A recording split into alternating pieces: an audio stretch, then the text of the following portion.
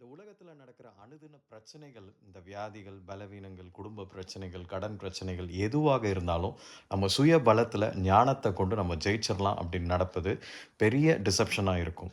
அப்போ இந்த பிசிக்கல் ஐஸ்ல நம்ம பார்க்கிற இந்த பிரச்சனைகளுக்கு பின்னாடி, ஸ்பிரிச்சுவல் ஐஸ்ல பார்க்கும்பொழுது பெரிய ஆவிக்குரிய போராட்டம் அங்கு நடக்கிறது. இந்த ஸ்பிரிட் ஆஃப் டார்க்னஸ் உடைய ரோல் அங்க இடத்துல பெரிய விதத்துல இருக்கு. அத நம்ம ஜெயிக்கணும்னா, உலக வெப்பன்ஸ வச்சு ஜெயிக்க முடியாது. ஆவிக்குரிய வெப்பன்ஸ்ல தான் நம்ம அதுல ஜெயிக்க முடியும். அதனால தான் வசனம் தெளிவாக சொல்கிறது, தேவனிடத்தில் பிறப்பதெல்லாம் உலகத்தை ஜெயிக்கும். தேவனால் பிறப்பதெல்லாம் உலகத்தை ஜெயிக்கும். அப்ப நம்ம ஆண்டவர விசுவாசித்து அவருடைய வார்த்தைய அறிக்கையிடுவது மாத்திரம் இல்லாம, கைக்கொண்டு நடப்பதன் மூலமா, நம்ம மாம்சத்த நியூட்ரலைஸ் பண்ணி ஆவியில பெலன் உள்ளவர்களாக மாறுகிறோம். நம்முடைய விசுவாசமே உலகத்தை ஜெயிக்கிற ஜெயம்.